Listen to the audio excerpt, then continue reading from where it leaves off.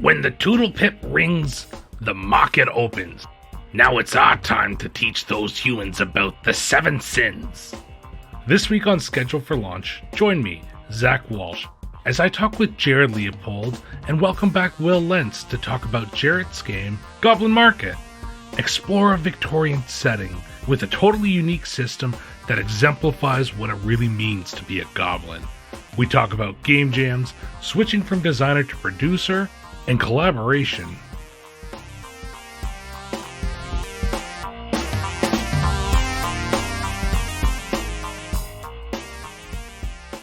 Welcome to Schedule for Launch, a podcast to discover the projects that you may have missed. This week, I am incredibly excited about this episode. I've been chatting with my two guests for a little bit longer than 10 minutes prior to us actually starting the recording. And we have one returning, one that I've played some games with before. And Will, thank you for coming back on the show. But Jerod, thank you for coming onto the show this week and bringing this game with you. Hey, thank you so much for having me. It's really cool to be a bigger part of the process and just the whole gaming world, I guess is the best way to put it. Which, of course, Jerod says after having been a part of the gaming world for ages now at this point.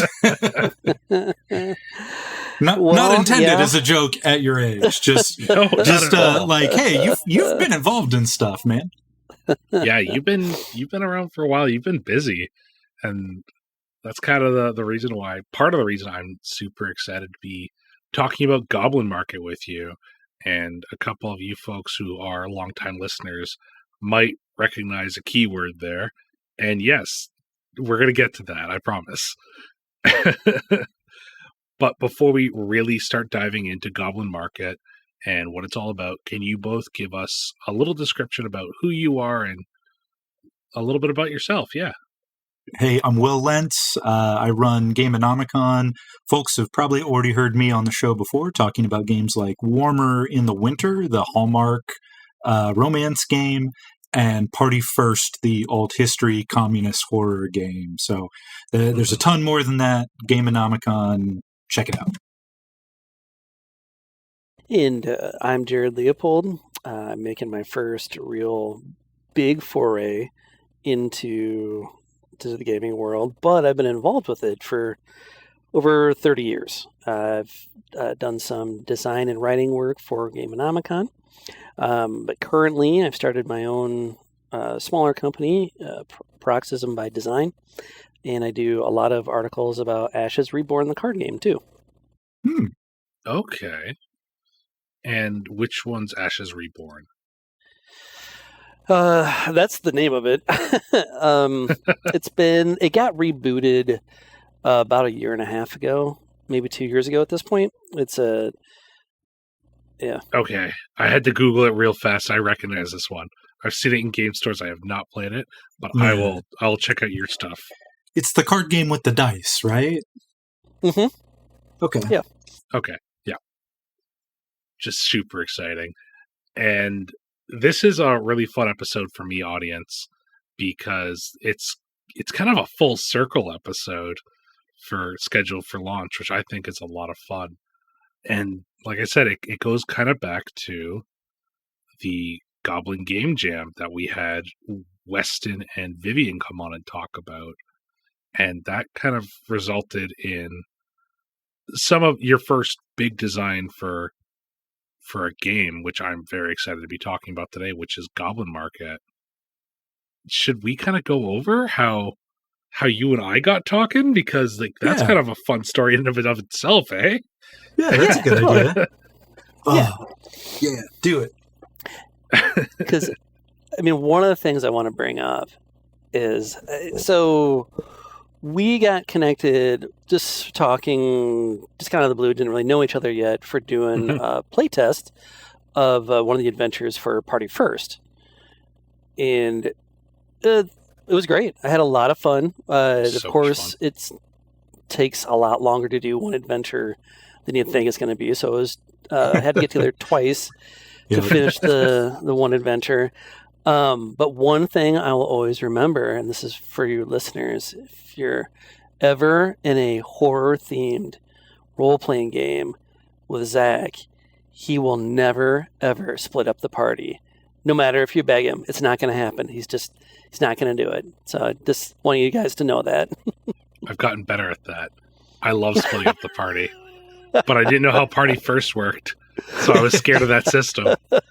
He's also very much willing to choose the darkest timeline when you reach the climax.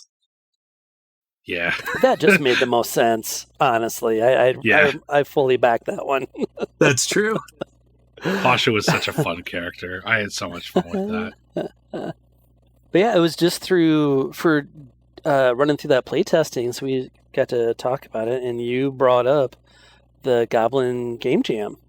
And I had never done a game jam.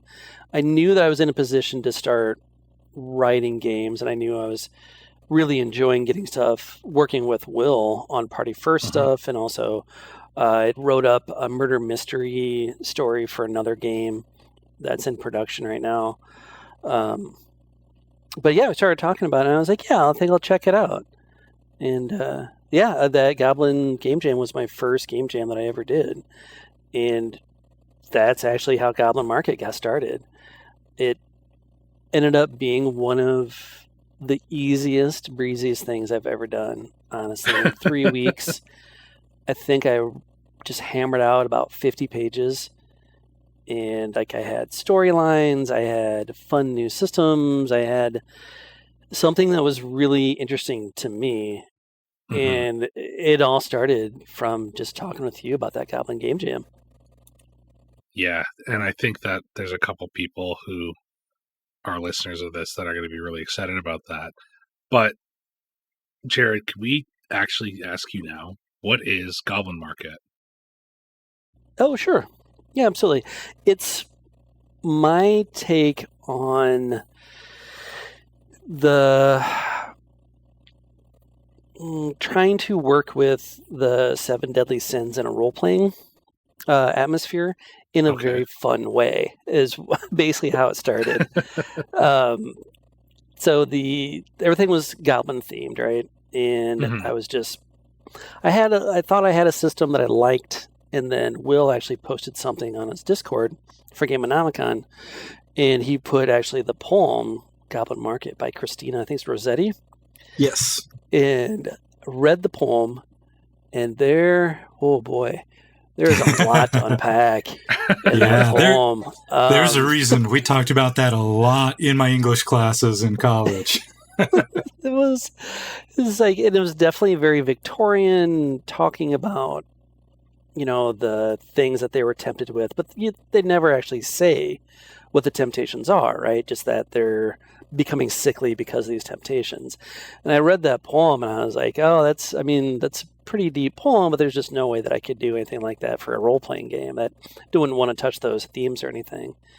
And as soon as I typed that out, I was like, you know what? Why not? Why can't I take a look at this and try and make this into a fun, interesting way to look at the Victorian era and still try and do these fun, mischievous, that was the whole idea of that Goblin Jam, right? It was trying to be you are the goblins and you're trying to be mischievous. And so that's how it turned into, is that you're a group of goblins who are trying to tempt mortals into one of the 7 deadly sins. And that's pretty much the whole game. You have to do it by a certain time period before the Goblin Market disappears, goes back into the Vale, and you're abandoned.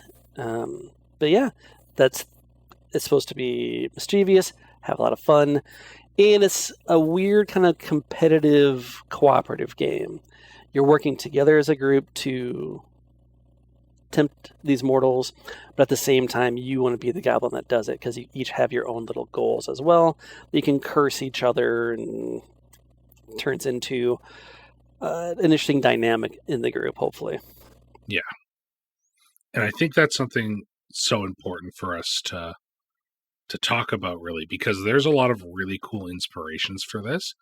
There's also some really cool semi-ludo-narrative things going on. For instance, the all for two system that you created for this game, and flipping, rolling, collecting. I'm not sure how to put it.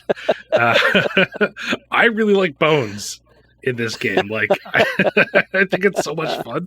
And I remember the conversations that you and Will were having in the game jam space, talking about like how weird it is, but how it strangely works, and me not understanding because it wasn't ready yet. Like, I wasn't there to see it. Sure. Yeah, that was a really hard thing to try and figure out at first, because the system ended up coming first before I got the full narrative figured out. Mhm. So the whole idea is that everything that you use or flip or roll or choose a card, however you want to do it, it's all binary. It's either 0 or a 1. And depending how good you are at a skill, like that's how many rolls of the bones that you get. And because goblins are famous for not being able to count at all, pretty much, is that they can only count up to 2. Anything that's more than 2 is still 2. So your results can only be 0, 1, and 2. I love that so much. That's probably my favorite part of it, hands down. Not the least of which is because I have a mental image of goblins with just, like a thumb and 2 fingers, and they're counting on their fingers, and they still stop at 2 because a thumb's not a finger. So they're like 1, 2, and that's it. That's it. Yeah. What I like about that too is that only gives you 3 options. There's only 3 outcomes to anything that you do, and there are 3 distinct outcomes too, and so it makes the system really easy to use. And that's one of the big driving thing, is that I've always had a hard time design-wise with games because they're just going to go too long. When I write adventures, I get into it, I set out these long-term goals and all this stuff. I'm like, let's try and narrow the focus down as much as possible and try and keep it as a one-night adventure as many times as we can. I like that a lot. I think that something like Goblin Market is a game where people could theoretically come back with the same characters, but it's a new adventure each time. The systems that are in place for it really do lend to that too. I also realized that I said I like bones in this game and had no context for what bones is. Could one of you guys please tell the audience what a bone is? Sure. So it's basically anything you want it to be, right? As long as it can be flipped to either a 1 or a 0 when you throw it. And I really like this idea that it can be anything you want. And so in my head, I've got like a feather that has 1 and 0 on the side, and then like just a die that's 1 and 0s. And you just throw all these weird things all together, and then you just kind of count up the 1s and 0s that come face up. And so your bones just end up being your dice.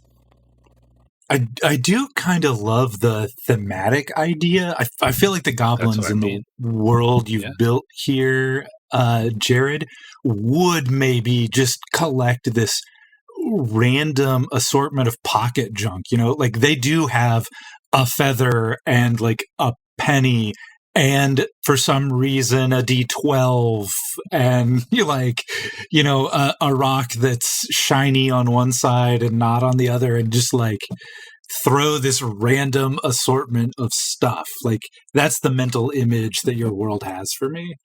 Mm-hmm. My favorite line of the entire thing right now is this one right here. To promote the chaotic nature of goblins, it is encouraged to use many different objects. I love that. I think that is so fun because even if you don't have dice, you have access to this game. Yeah, absolutely. And I wanted to be as easy laid out and as welcoming to as many people as possible. Like I know a lot of people in my life don't really play a lot of role-playing games, but I'm sure I could get them interested in this one. And they're going to be one of my first play testers of a new little adventure thing I'm working on with them. Yeah. So, that's what I'm going for anyway. Jerod, you had mentioned earlier that this game is part cooperative, part competitive, and something that leads to that and helps with that is boons and banes. These are obviously different ways to boost your character or make somebody else or yourself kind of stumble back a little bit. So could you tell us a little bit about how boons and banes work and what they are? Yeah, absolutely. So it comes back to getting the 0, 1, or 2s on there, is that some of those results can also get you boons or banes and other actions that you do in the game. You can collect those. Boons are pretty straightforward. They can power what are called your jinxes, or like kind of your spells. They can also help you succeed on rolls. They can also, well, just kind of anything storyline wise you can really help out with. The banes that you get, those you can use to trigger other people's frailties. Every goblin has got a frailty, and it coincides with one of the 7 sins from when you make up your character. So, like, one is like your target becomes angry, or they have to partake in a lustful situation, like partaking in life, or like sloth, they have to kind of like just let something slide, and they have to fill that part of being cursed with the bane. But it can also have it affect other, like their rolls and stuff like that, because you want to be the goblin that gets the most bones, because those are going to be things that you collect in the game too. So yeah, hopefully it ends up being just a chaotic mess for one night, and that's really the goal here. It's kind of like a totally unique system. Like I remember reading a very early version of this and being intrigued by it, and seeing what it's become it's incredible. I'm so excited to actually sit down and play this game. You right there were mentioning character creation. I think for Goblin Market, it might be a good idea for us to kind of just run through the basics of like what a character looks like, because that actually really heavily helps narrate how this game can focus. So can we just quickly run through just the parts of a character and dive a little bit into what those aspects of the character really mean towards the rest of the game? I mean, sure. Yeah, absolutely. Starting off is that part of the theme of trying to make the game as easy as possible is that each goblin only has 3 attributes. You got your guile, your muscle, and your smarts. So like how strong you are, how smart you are, and how good you are basically at lying and cheating, your cunning, right? Mm-hmm. And then so you get that set up, and everything starts at 2. Now, the next part you're going to choose is going to be your aspect. Now, in the original poem,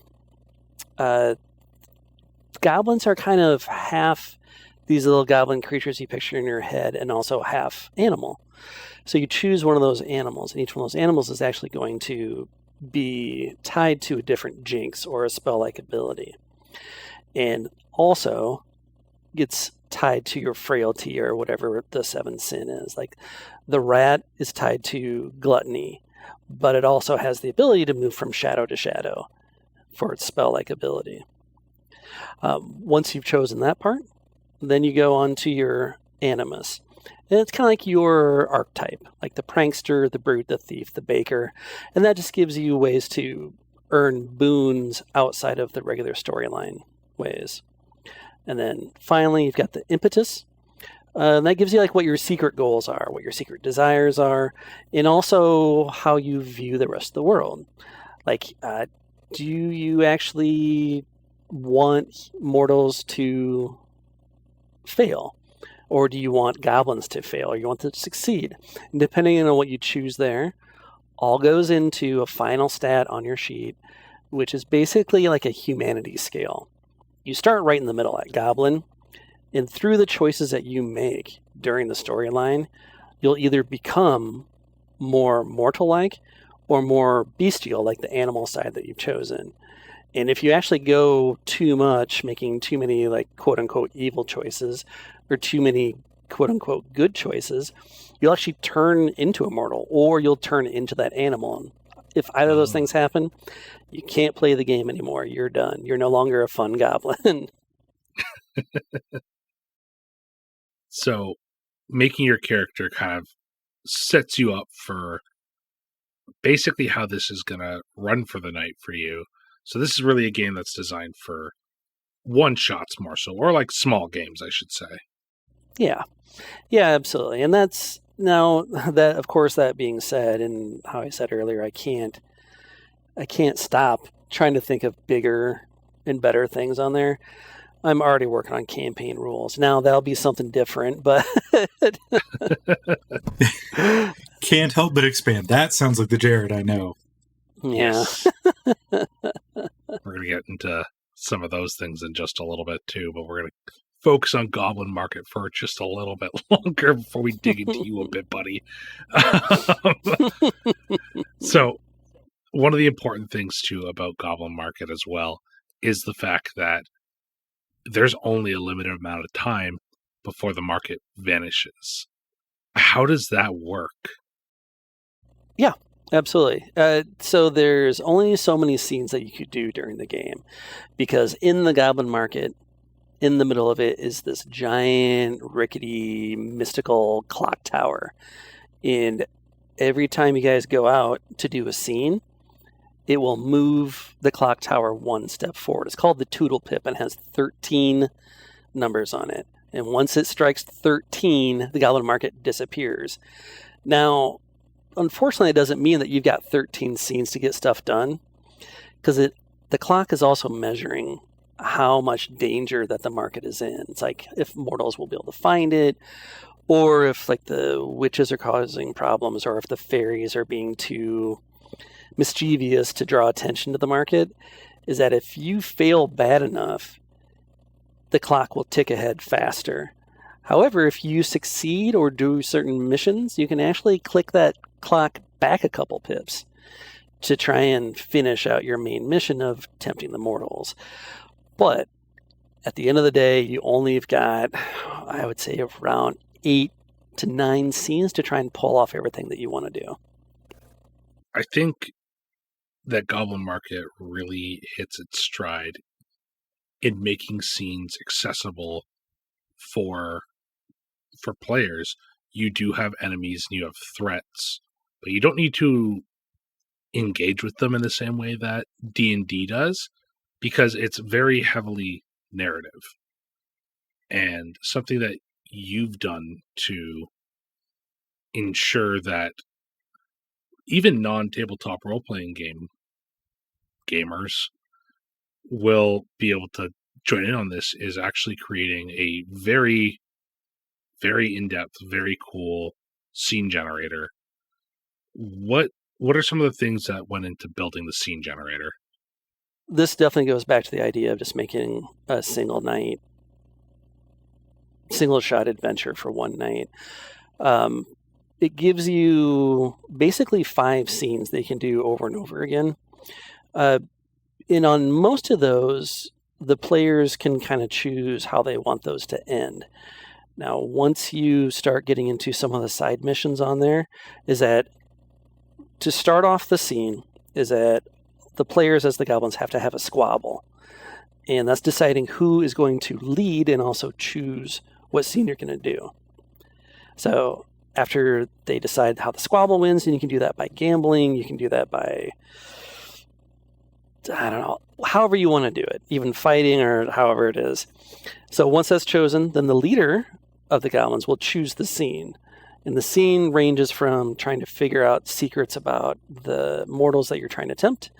Or you can try and do something about the city to make it worse, basically, because every city is going to have burdens and troubles.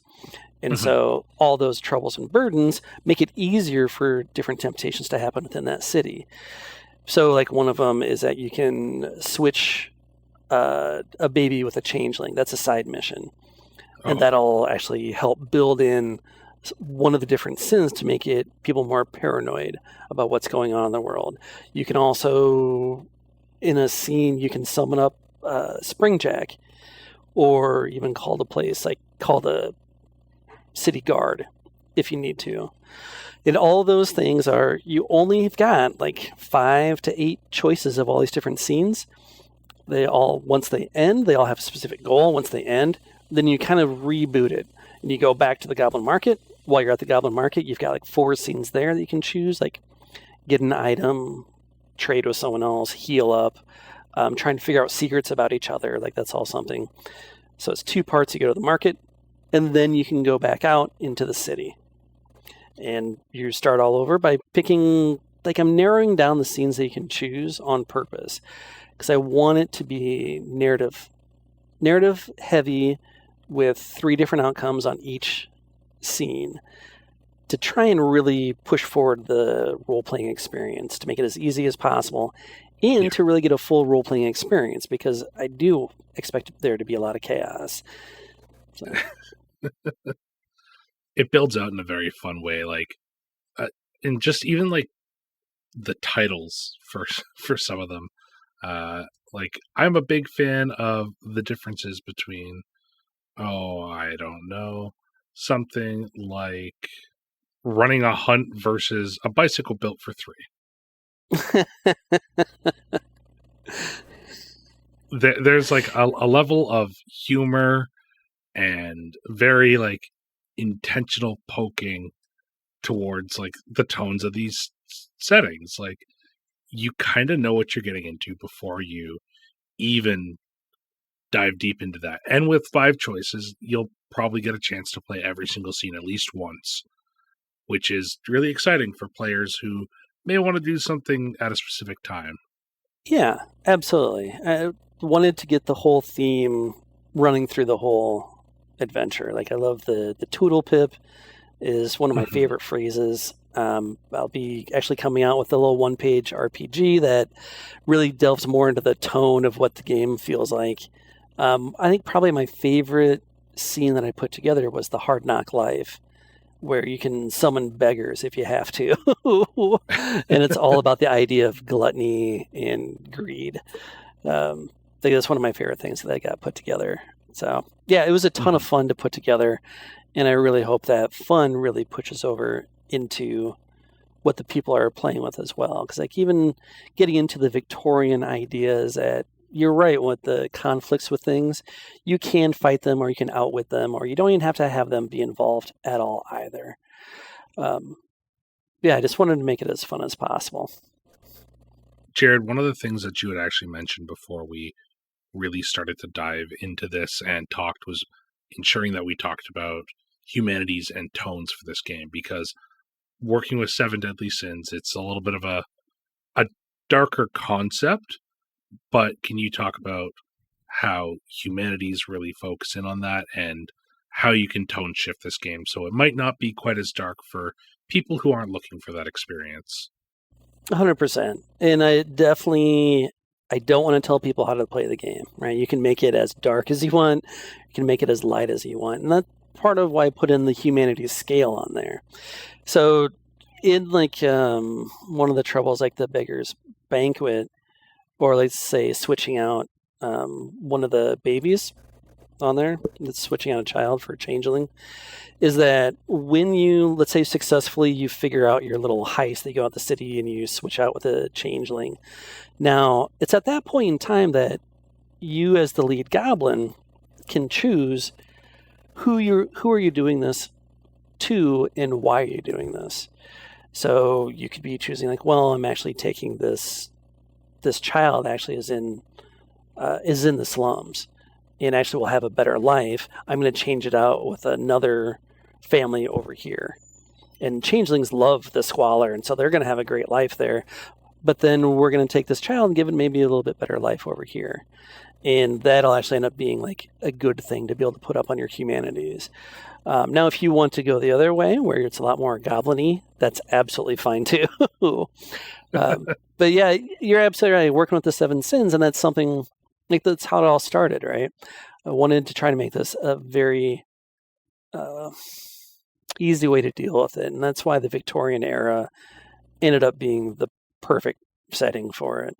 I did a bunch of studying on like the censorship that came out and talking about taboo subjects and the writing and all that. And it was just fascinating. The whole idea is that you really came up with better writers this way. And I actually put together, ended up writing like an 8-page essay on it. The idea is that they just became better writers. Is that, all right, so because of the censorship, we can't blatantly say that we're going to do this. There's not going to be any sensationalism as much. So instead, they became better writers and used different language, used fade to black type stuff. They still talked about what they wanted to talk about without it really being an R-rated situation anymore. Yeah. And that was something I was pretty impressed by. I thought that was very cool, and I want to be able to bring that same kind of, I want like pearls to be clutched, and I want men to swoon. I want to be able to bring those type of sensibilities into the game, and so to be able to play an R-rated game, but in a very PG way that's accessible to everyone. Jerod, I don't know if my melancholy disposition can handle that. Yeah, that's hopefully what we're going for. It's the second time I've had a big brain moment over here. The first time on Schedule for Launches, I asked Will something about I asked him a writing question, and he just froze. I remember having to cut it from the episode because I can't even remember what it was about. Oh, dang. But I don't remember either now. I'll have to go back and find the raw, but yeah, I remember that very distinctly. Actually, Will, next question I guess this is kind of for both of you guys now, as we kind of got a feeling for Gbolin Market. We know what's going on there. So obviously, as we can tell this, Jerod being very knowledgeable of it, Jerod is the creator and such of Gbolin Market. How are you involved with this project? Let me give a little bit of backstory to catch listeners up to the present here. Mm-hmm. So Jerod and I have known each other for, Lord, probably 20 years now? It's got to be just over 20 years, yeah. Yeah, because we ran into each other both playing the Game of Thrones, a competitive card game, which I probably mentioned maybe on like my first appearance on first here. Or second, yeah. Yeah. So card gaming for a long time was my gaming angle. That has kind of come and gone, the Game of Thrones card game itself. And I've moved into some of my own projects. And Jerod, of course, has been heavily involved, not just in competitive card gaming, but RPGs and all sorts of things, and had taken a look at Party First, the initial core book, and kind of got hooked with some ideas there and left some rave reviews and stuff. And then he started messaging me with ideas of, oh man, I've got, this idea for an adventure and that and whatever. And I was like, okay, that sounds awesome. Basically, I write it up and I'll do some editing and we'll release some PDFs and roll with it. Bring ourselves to Twilight War, and that is kind of a sort of actually a merger of an idea I'd had kicking around since we did the core book, and like the next big idea that Jerod had. We kind of shifted half of both of those pieces and found a way to kind of fit them together. And of course, him in the Gameonomicon Discord led to all of this chat and stuff. So he got into Gbolin Market and then hit on the idea of being a little more expansive with it, and asked me about like running a Kickstarter or something, and basically just being publisher for it. I think I'll probably be editing as well, so I may have a little bit more of a work profile into things, but yeah, that's pretty much it. It's my first attempt at turning Gameonomicon into a publisher and publishing someone else's work. Yeah, and I think the idea, like, it just worked so well. I know it just dovetailed so well together, is that when I contacted you about this idea, is like I had already started working on some other games, but I kept coming back to this one. I just really liked it, and I wanted to do a lot more with it. Like yes, it's already got like 48 pages to it, but I know there's a lot that I want to fill out to. I wanted to be able to describe these scenes a lot more fully. I remember talking to you, and you're like, yeah, that sounds like a really cool idea. And I'm like, I don't have the experience doing Kickstarter or anything like that. And it just seemed like a very natural fit to do it, is that you've got the knowledge, the wherewithal, you've done these before, and I'm more than happy to just crank out the content and have you take care of the big brain stuff, basically. Leave me with the nitty gritty of dealing with numbers. Makes sense for the banker, I suppose. I'm over here. I can only count to 2. So what do you want from me, man? Perfect. Will, what's it like for you, though, taking that shift from designer to publisher? How's that been for you? It's interesting because it is a mindset shift, right? Jerod and I have already done work on what's he published, like 4 PDFs, I think, plus Twilight War for Party First. Yes, sounds about right. Yeah, we had talked about that in the Party First episode, actually. The extra writer. So, Jerod, I believe this is actually the third time we've talked about you on this show, but the first time we've talked to you directly. Hey, all right. Yeah. So I know we work together well, and like Jerod, I think this will surprise nobody listening to this, is a huge idea guy. Like, he is just this never-ending font of ideas spilling forth from his pen. Which is awesome and amazing, and I need that kind of help. But also, it's tricky with Party First, where I have kind of this mental image of like the tone of the world, and sometimes I'm having to kind of rein him in and be like, well, that's a little too gonzo. Let's dial that back a little. And so it's been interesting to be able to like flip that sort of switch off and just like look at his creation with fresh eyes, and not have my own competing ideas, but just think about like how to help him turn this into the best it could be, which has been really cool. That's super exciting. I knew that Jerod was excited about Gbolin Market when we were in the Gameonomicon Discord, and Jerod was shooting all these messages. And then one day Will went, I've created a Game Jam sub-board. You two go talk over there. And I distinctly, I super clearly remember being like, how many did we send? And it was a lot. Like, we crammed up general chat for like a solid 4 days before Will's like, I need to do something about this. And that's stayed a pretty popular and active subboard on its own on your Discord there. And a lot of it's you, Jerod.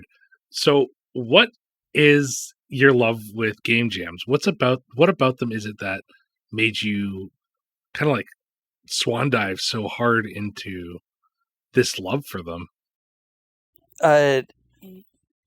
Great question. So it all started, I couldn't tell you 100%. Like, I've got an idea. So it started with the Gbolin one. Mm-hmm. And before that one ended, I was already doing an Edgar Allan Poe jam. Yep. And I loved how it started. I loved doing the Gbolin one because it was the first one, and it was so easy to get everything out there. And I just remember thinking of it, how I could easily be disciplined doing something like this. Just sit down, like, all right, I've got 2 hours during the day on these days, sit down, do the work, and then got to be done with it. And it was great to have that immediate deadline. And then I saw this Edgar Allan Poe thing, and I was like, oh, yeah, that's really neat. And then I was like, well, maybe I could try another one. And I just looked at Will's second guest system, And I'm like, I bet I could probably do one of those. And then it just kind of hit me like, oh, every one of the prompts could be one of Edgar Allan Poe's stories, right? So you can do that as a journaling thing. And before that one ended, there was the illuminated manuscript, which that got me the Muse Ex Machina. And then it's on to the one-page RPG. And then next is going to be the Ludus Ex Machina. So it's just having this constant deadline. And I think the one actually for the Ludus Ex Machina, I've already finished. And that's not even a start for about 2 weeks. I think once that one's done, or once it even starts, then is like, I think I just like having that deadline because of being a journalist background. I think it gives me, I don't know, just that motivation. I think I need to slow down on that one and just go back and revisit, because I'll have to go back and redo. I don't have to redo the Gbolin Market stuff, but I really want to flesh it out. I want it to be stylistically and tonality consistent through the whole text. I want to add in some different lieges. Like right now, it's only the Night Queen, but I'd love to have different missions if you had like the Goblin King, the Witch Coven, and Chaos and Law. There's just other cool little things I want to add into it. And then once I get that done, I want to go back and revisit like Muse Ex Machina. I think has a ton of potential. And I think it's one of those games that I was thinking about it. I'm like, well, this is not going to be a super popular game, but it might be a game that'll make people think about games a little bit differently, you know? Okay. Was it the goal? Yeah. That was the great thing about jams. They just helped me kick off and forced me to have ideas. It was nice to have someone else give me the hook to then fulfill that. Arguably, I think that's what jams are for. So I think it's like they're serving their purpose to just kind of get those juices flowing for you. Yeah. Yeah. Yeah, I totally agree. Like, you and I have totally different mentalities when it comes to this stuff. We were talking about that before, because you came out, you rocked one of the coolest games I've ever seen. And I was just like, I don't know, your Goblin's making a movie. Fuck it.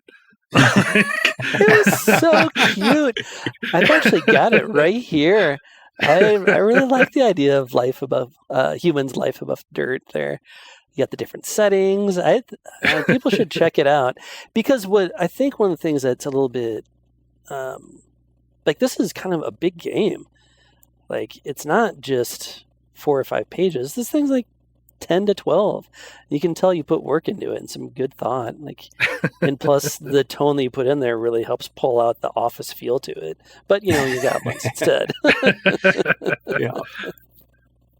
So this game's actually, well, also, first of all, thank you for checking out the game. But this game's actually hitting Kickstarter as this episode goes live, a little bit after we record, actually. So what are some of the stretch goals that you're looking for this Kickstarter? I think that's for you, Will.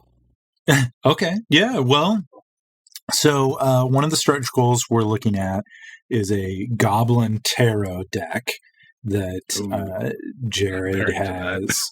Yeah, he's had that kicking around. And actually, for a completely unrelated project, I got into the Midjourney AI beta and then wound up subscribing to it, and I've been tinkering with it for different stuff. And then just on a lark, I was like, hey, I wonder what kind of goblin stuff would this do? And I mean, man, just typing in Goblin Market Rossetti turns out like gorgeous, creepy, like moody stuff that's super cool.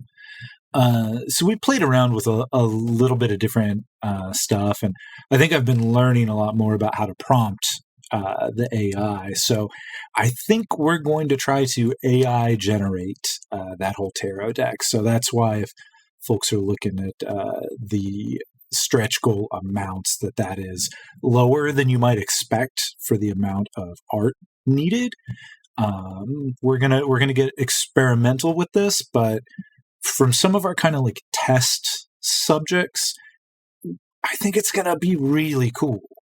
For the couple of little shots that you sent over to me, just for the stuff that you were just kind of tinkering around with, I was really impressed, because we're going to do a couple different things. Like, it can't be your quite exact standard tarot deck, it's going to be your Major Arcana +2. And then it's going to be those same themes, right? It'll still have like the Magician and your regular Major Arcana. But I'm going to add Law and Chaos because those are going to be important for the Goblin market. Yeah. But then each one of those cards is going to have a 0 or a 1, so you can use it as the bones. So let's say you have a 3, so it means you can pull 3 cards from it. And one cool thing, if the tarot thing does go for the stretch goals, which it is the lowest one on there, if that hits on there, then you can even use the things that you pull on there into the storyline stuff, because it'll have representations like either like a witch or a goblin or a mortal, and that'll help inform some of your storytelling too. That's the coolest one. I really hope that one goes off. That's why we went ahead and made it the lowest one. It's like, I think it is definitely the coolest, and I think it's very achievable thanks to AI art tools. I know there's a lot of back and forth discussion deeper on that whole concept, which is not for this show, but I wanted to make sure folks had that out there. Past that, I know Jerod kicked it to me for the goals, but honestly, the next 2 goals are both Jerod writing more stuff. Well, you got there's going to be, I really like the maps of the city, like the Victorian maps, and especially for the work that you've done on that already.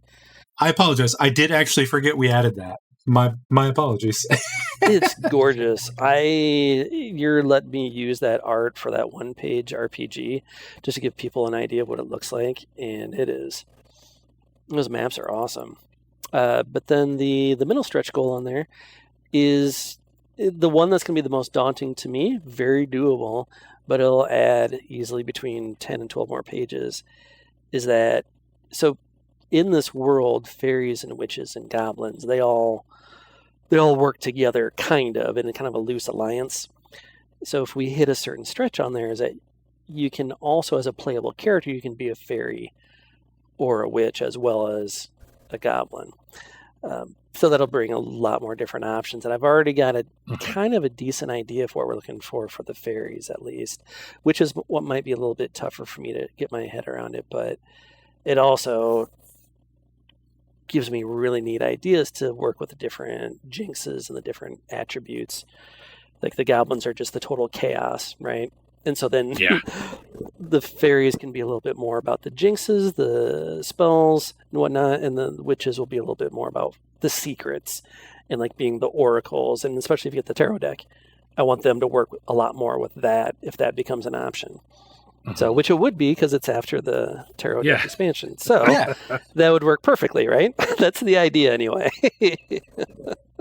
I love that. They're very achievable goals for this game too. And you're not promising anything huge.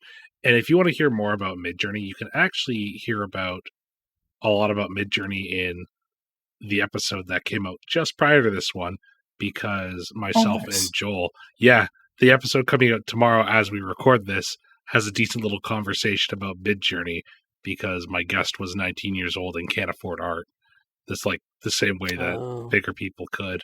So but I look forward to checking that out. I think there is a lot to be done and a lot also to be said about AI art. So just a little bit of a hint. We don't go too deep, but we talk about it a bit. Guys, we're starting to run low on time here, though. I got one more question for both of you, and then we'll get down into the breakdown of where people can find you. So, Jerod, it's your turn to answer the question that's asked on every episode of this show. But what advice can you give to new designers who are looking to build their own game, but they don't know where to start? Great question. You just jump in. Honestly, you got to start by putting something on paper or on a computer, as in my case. That's where I started. I put down an idea, and then for me, what worked best, a ton of research. my role-playing game collection at this point, in the past, since I started about 4 or 5 months ago, has grown by like 40 books or something like that. Because Sounds like mine. it's one of those things that in college, one of my least favorite classes was poetry.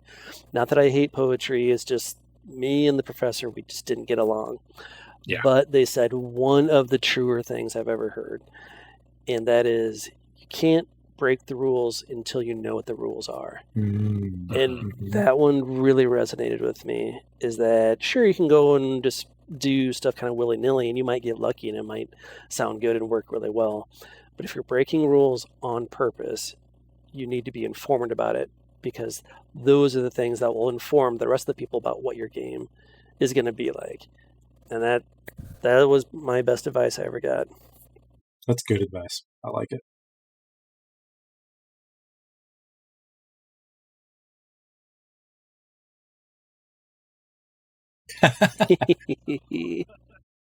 This one's a little bit more about you, though, than game design stuff. But it's also, I think, vastly important, especially when we're talking about your own mental well-being with projects and making sure you don't resent them. But what are some of your favorite ways to step away from a project when you need a break from it? Oh, geez. This is a tough one for you to just drop on you? Drop on me here, particularly with Jerod in the chat, because we have collaborated on these on several projects, and Jerod, as I said, is a font of ideas and a just workhorse. And my brain, it's very hit or miss, very full steam ahead, and I'm like, oh my goodness, I have ideas pouring out of me for like a week. Mm-hmm. And then my brain just like turns off that creative part somehow, and just like no project has any impact on me for like 3 weeks. And I'm sure it has driven Jerod bonkers when he's waiting on like feedback on something. And it's like, it's stepping away from it was not even anything that I consciously thought about. It's just like I was working and just hit that point and it just turned off. So I wish I had like good advice for people, but I'm such a bad example personally. As a actual like real world stress reduction recommendation, I do highly recommend some form of exercise. Personally, I like to go running. Not only is that really therapeutic for me when stress has hit too high of a point, but also I find that a lot of my most interesting creative ideas hit while I'm, ignoring the podcast that is playing through my headphones and I'm 2 miles into a run. There's like something about that disconnect just like gets creative wires starting to connect. So maybe that's the closest I can get to an answer. No, I think that's totally fair, because looking back on me pre-COVID, pre-brutal knee injury, some of my best ideas came to me while I was boxing. Oh. And as wild as that is to say, I remember getting hit in the face and being like, oh, I have a game idea. It literally hits you in the face. Yeah. Oh, that's great.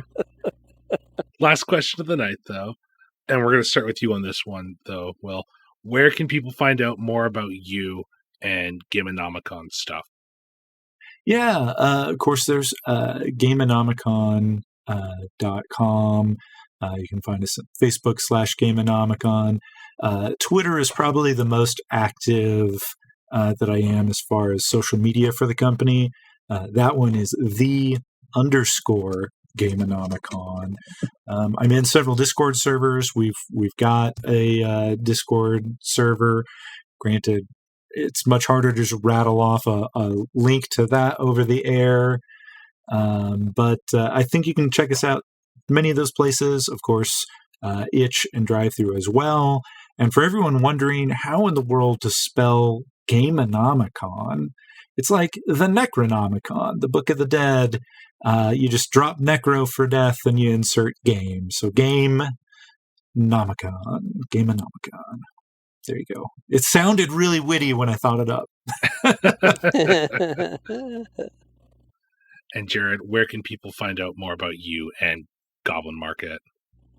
Right on. Well, I really wish I had listened to some people about my business name. I am listed under Paroxysm by Design. And it's like Paroxy SM by Design. Honestly, the easiest way you can do it, if you go to Drive-Thru RPG or itch.io, if you just put in Mind Pops, which is the latest game that I've just put out a couple days ago. If you look up Mind Pops, just follow that. That'll take you to Paroxysm. And then I link the two between the website, itch, and Drive-Thru. So, Jerod, what is Paroxysm? I don't know, and I've been too scared to ask to use that Sure. meme. This is a good place to ask, yeah. It is a sudden and overpowering emotional feeling. Oh, cool. That's really good. Yeah. That's very good. By design. I like it. Right? It's really cool, but it's miserable to spell. I should have listened to other people. Well, we're in the same boat there. And then obviously you can find Gbolin Market right now on Kickstarter.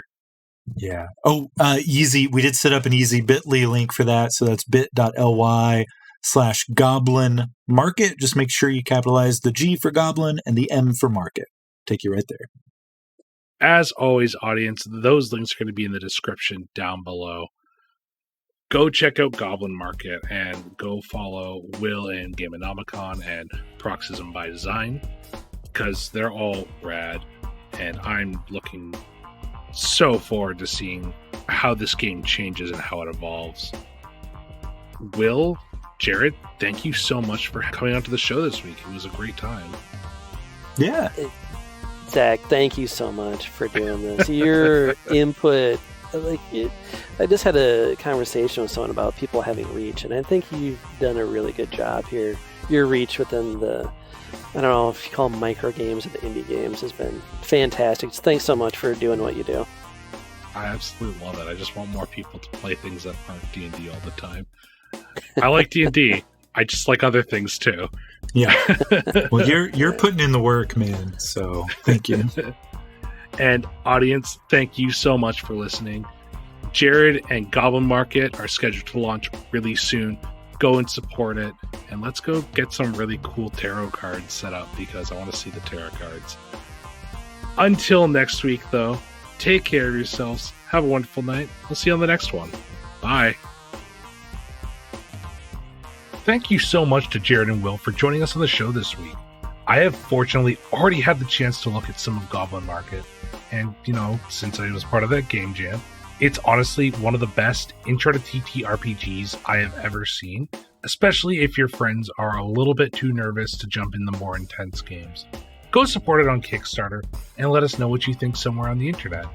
If you decide to post it on Twitter, don't worry, let me know. I'll tell Jerod. And thank you for listening, audience. I know things have been a little bit weird with episode uploads. I'm trying to get it sorted out, but Podbean still hasn't gotten back to me as of recording this outro. So if there's a specific podcatcher that you like or think I should be on, let me know. I'm willing to jump ship at this point. If you're hearing this the day of release, then tomorrow, Wednesday, August 24th of 2022, you can catch me on Live from the Apocalypse, where I'm going to be playing the character Jackson Miller, a Pokemon Park Ranger in the Maple Leaf. Explore the mysteries of Gigander and join the incredible cast as we work our way through Torontown and go to the wreckage of Tim's Tower. That's going to be live at 7:30 p.m. tomorrow, Eastern Standard Time. Hope to see you there. If you like the show and you want to hear more, why not give it a share with a friend? Word of mouth is the only way we grow here, and growth has been explosive. Next week, we're going to be having a returning voice, I just can't wait for you to hear from them again. Until then, though, take care of yourselves and have a good night. I'll see you real soon. Bye.